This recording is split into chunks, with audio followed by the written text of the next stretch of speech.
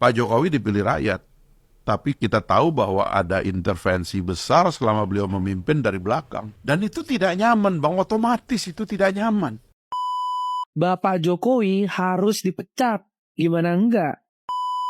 Jangan biarkan orang edan, orang sirik, pembenci Jokowi menarasikan, membangun opini untuk menjatuhkan nama baik Bapak Jokowi. Masa Pak Jokowi terus yang salah? Seolah-olah yang lain nggak ada yang salah. Banyak yang salah, harus dikoreksi. Loh, ini untuk memakmurkan rakyat apa mau ngerampok rakyat? Jokowi sebentar lagi history. Kalian elit PDIP yang tidak suka dengan Bapak Jokowi, diamlah. Makin banyak mulut, kalian terlihat bau busuk. Jadi nggak usah juga kita mengatakan Mulyono itu salah, ya kan? Kemudian Samsul itu begana begini begono, yang endorse Samsul juga partai politik kok. Halo sobat-sobat sudut pandang, waduh gimana nih kabar kalian? Semoga baik-baik saja ya dan semoga selalu diberikan kesehatan. Seperti biasanya kalau barengan sama aku di sini, aku ingin ngajakin kalian nih untuk mencari info menarik apa ya hari ini. Kayaknya aku kasih clue aja deh ya. Jadi clue-nya hari ini tuh menarik nih. Ada yang sedang membongkar sebuah kelicikan yang ada di PDIP. Waduh, kira-kira siapa dan apa nih kelicikannya? Yuk langsung aja kita tonton videonya berikut ini. Saya bisa membaca, ya misalnya, kenapa akhirnya Pak Jokowi berbeda paham dengan PDIP misalnya. Saya bisa menganalisisnya bukan karena kecenderungan pribadi, tapi karena adalah akibat daripada kita nggak menata sistem dengan baik. Misalnya, Pak Jokowi dipilih rakyat, tapi kita tahu bahwa ada intervensi besar selama beliau memimpin dari belakang. Dan itu tidak nyaman, Bang. Otomatis itu tidak nyaman. Iya. Dan itulah yang menciptakan mekanisme dalam diri Pak Jokowi untuk berpolitik yang tidak diketahui oleh partainya. Karena ada gangguan, Bang. Itu kalau kita ungkap secara lebih belak-belakan, nantilah kita tulis ini sebagai pelajaran politik. Maka kita mesti belajar bahwa presiden itu kalau sudah terpilih jangan diintervensi. Jangan diganggu dari belakang. Jangan punya agenda lain di belakang layar. Jangan istilahnya tuh sendiri-sendiri. Ini presidensialisme. Tidak ada kekuatan lain. Cuman satu, yang dipilih rakyat itu cuman 2 orang. Bahkan kalau dalam sistem Amerika itu wakilnya itu running mate. Yang dipilih itu presidennya doang. Yeah. Karena ini nanti cuma untuk ngebantuin, kan kira-kira gitu, Bang. Yeah. Itu nggak boleh kita tawar-menawar, bikin dapur sendiri, bikin operasi sendiri, megang institusi dalam negara, dimainkan sendiri dari belakang. Tidak boleh, Bang. Ini kan yang sebenarnya menciptakan Pak Jokowi melakukan semacam rebellion terhadap situasi. Karena dia tahu ini nggak baik gitu loh. Nah yang begini-begini, Bang, harus kita introspeksi. Ada salahnya kita. Masa Pak Jokowi terus yang salah? Seolah-olah yang lain nggak ada yang salah. Banyak yang salah, harus dikoreksi. Memang kalau kita melihat ya, mungkin karena komplikasinya begitu ya, akhirnya Pak Jokowi tidak kuasa untuk melihat merajalelanya ya pemain-pemain di sekitar dia. Yang itu menurut saya sebagai orang yang ngerti presidensialisme ini, kita tahu, kita juga menciptakan sistem, sadar betul betapa presiden itu terganggu, Bang, kalau diintervensi, Bang. Bayangkan misalnya presiden mau bikin acara besar di satu provinsi, tiba-tiba ada partai politik memboikot acara itu. Loh, nggak ada, Bang. Kalau saya presidennya, Bang, saya penjara itu gubernur. Dan saya penjara siapa yang nyuruh gubernur itu, Bang. Kalau saya presidennya. Iya. Ini adalah subversi kepada presiden dalam negara kesatuan. Itu nggak boleh, Bang. Iya, iya. Nah yang begini-begini, Bang, kerasanya di Pak Jokowi dipendam gitu loh. Oh ternyata itu dibaliknya. Kali ini apa yang dikatakan oleh Bung Fahri kalau kita pikir-pikir ya, agak masuk akal juga sih. Ini salah satu bukti kalau Pak Jokowi itu tidak mau untuk menjadi petugas partai. Ya kalau definisi petugas partai yang selama ini kita ketahui kan manut nih sama Ibu Ketum gitu. Tapi itu tidak berlaku untuk Pak Jokowi gitu loh. Pak Jokowi tidak mau diatur oleh Ibu Ketum, tidak mau diperintah oleh Ibu Ketum, karena biasanya ya hal-hal yang diperintahkan itu, yang diatur itu biasanya kan itu sesuai dengan kebutuhannya Ibu Ketum dan juga partainya biasanya. Tapi itu tidak mau dan tidak dilakukan oleh Pak Jokowi. Makanya Bung Fahri di sini ya wajar aja gitu loh kalau Pak Jokowi berbeda jalan dengan PDIP. Karena tidak mau adanya intervensi-intervensi itu gitu loh. Ya Pak Jokowi loh, presiden. Masa harus jadi petugas partai? Ya kan? Ya kan nggak bisa. Kalau sudah jadi presiden ya, kalau punya jabatan apapun sih sebenarnya, kata petugas partai menurutku tidak pas gitu. Karena berarti keputusannya kalau menjadi petugas partai ya, keputusannya pertimbangannya bukan lagi rakyat, tapi pertimbangannya itu ada di partainya. Kalau petugas partai, masa Pak Jokowi harus memikirkan partai dulu ya ketimbang rakyat, padahal lebih banyak rakyatnya daripada anggota partainya, ya kan? Bapak Jokowi adalah legenda hidup yang kita harus jaga harkat dan martabatnya, kehormatan. Saya mengajak Projo dan semua simpatisan Bapak Jokowi, jangan berdiam diri.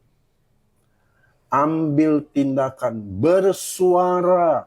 Jangan biarkan orang edan, orang sirik, pembenci Jokowi, menarasikan, membangun opini untuk menjatuhkan nama baik Bapak Jokowi.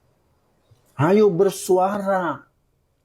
Saya tidak dibayar 1 sen pun oleh istana, pemerintah, baik siapapun. Saya tidak masuk dalam organisasi apapun. Saya adalah pribadi sebagai bangsa Indonesia.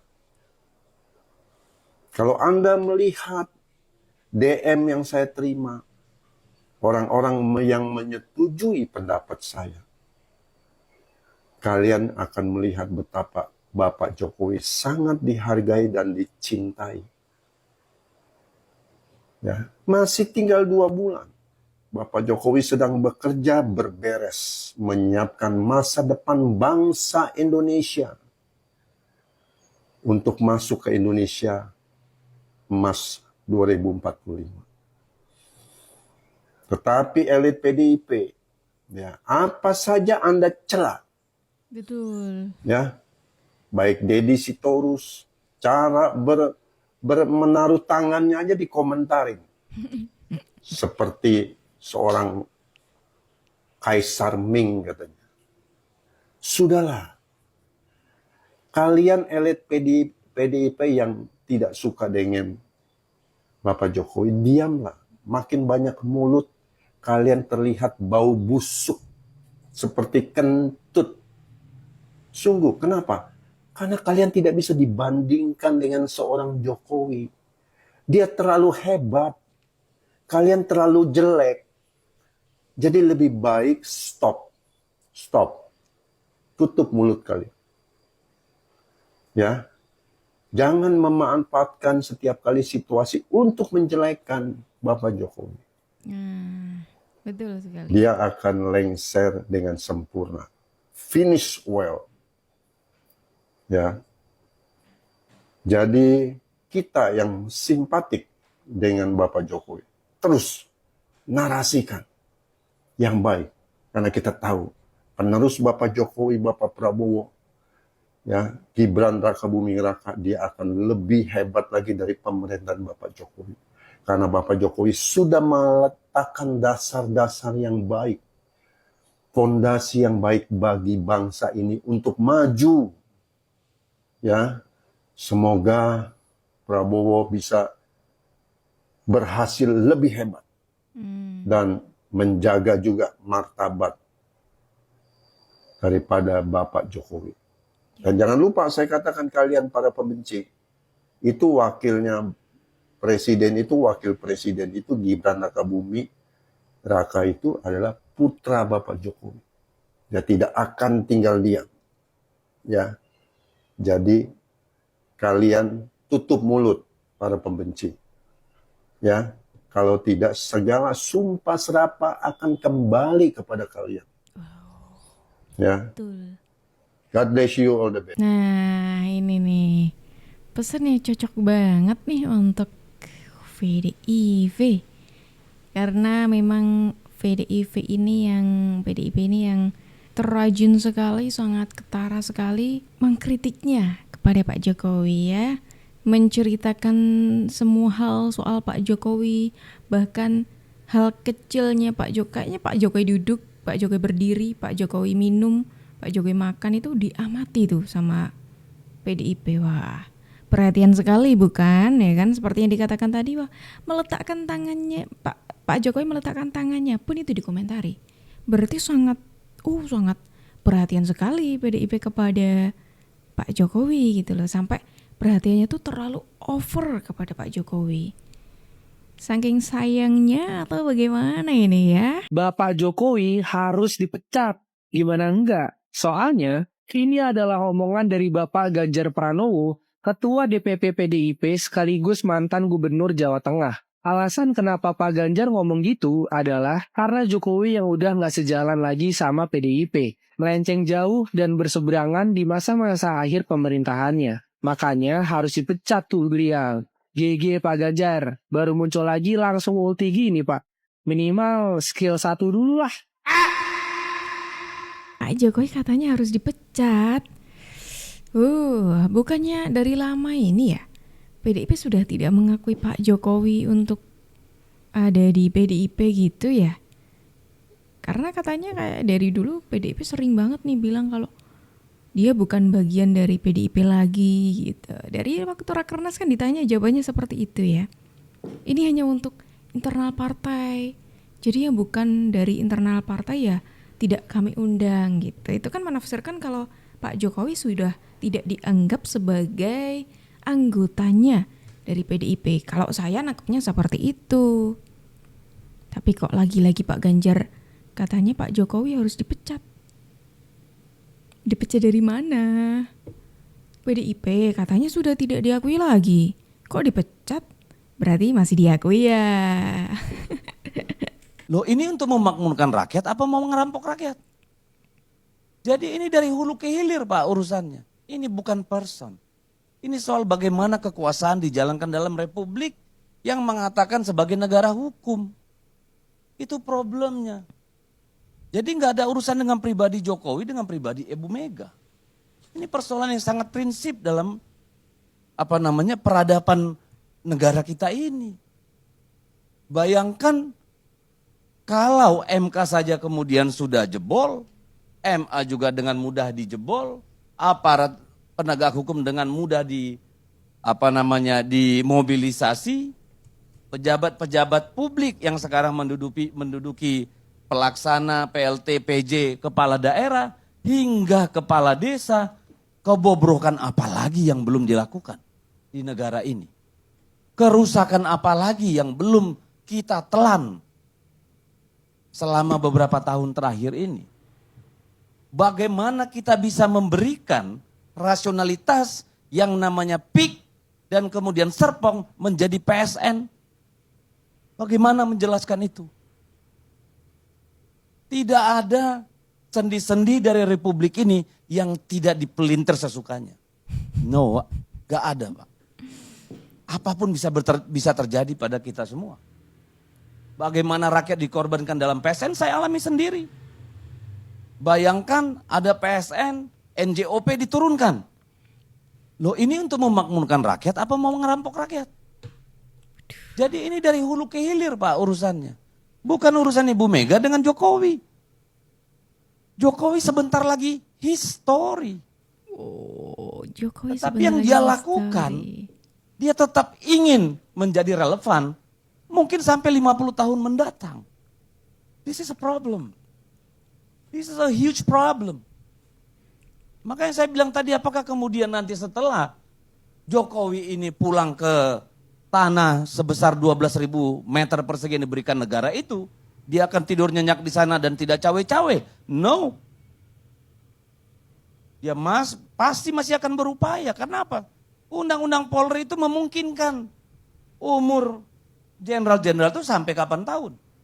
Artinya apa? Bisa mengatur sampai nanti kombes-kombes dan seterusnya. Ini political game. Kesalahan demi kesalahan yang terjadi di Republik ini, yang harus bertanggung jawab siapa? Partai politik. Karena partai politiknya pragmatis semua. Kalau partai politiknya nggak pragmatis, nggak mungkin bisa disandera. Nah, Jadi nggak usah juga kita mengatakan Mulyono itu salah, ya kan? Kemudian Samsul itu begana begini begono. Yang endorse Samsul juga partai politik kok. Siapa yang mau jawab? Yang mengendorse Samsul itu partai langsung politik. diem. Ya bapaknya senang-senang aja. Gitu. Ya kalau mau diperbaiki, ya perbaiki. Ayo perbaiki partai politiknya, jangan pragmatis. Sehingga nggak bisa disandera. Aduh. Harus dibalik dong. Jangan malah dibalik kita seolah-olah kita merasa diri kita paling bersih, paling paling suci, paling bener. Enggak juga. Waduh, ini kayaknya Bung Deddy Sitorus salah lawan nih, ya kan? Pak Hasto aja ngelawan Bu Irma langsung kicep kayak gitu loh waktu dulu ya kan di mana? UI. Iya, UI kalau nggak salah di acara UI. Kan juga topik pembahasannya sama juga di situ. Pak Hasto yang kayak menyudutkan Pak Jokowi kayak gitu loh. Dan kali ini pun juga sama. Bung Deddy ya kan PDIP kan lagi seneng-senengnya ya kan, lagi sayang-sayangnya sama Pak Jokowi, makanya semua hal soal Pak Jokowi itu dibahas sama PDIP gitu kan. Makanya kali ini langsung tuh kena smash sama Bu Irma. Bagaimana perasaannya Bung Deddy Sitorus? Apakah sudah merasakan apa yang dirasakan oleh Pak Hasto waktu itu? Sepertinya kalau lihat dari ekspresinya Bung Deddy sih udah ya. Udah tahu kan ekspresinya kayak gimana tadi? Seberapa wahnya. Wah, menarik sekali informasi kita hari ini. Bagaimana nih? Komentar pendapat dari sobat-sobatku semuanya. Yuk, tulis di kolom komentar ya. Dan sobat-sobat semuanya, terima kasih banyak karena kalian sudah menemani aku dari awal sampai akhir. Sayangnya kita harus akhiri dulu video kita hari ini sampai di sini. Tenang aja, karena besok insya Allah kita ketemu lagi. Jadi jangan lupa diklik tombol subscribe-nya supaya kalian tidak ketinggalan info terbaru dari kita. Aku Jup pamit undur diri dulu, sampai jumpa dan terima kasih.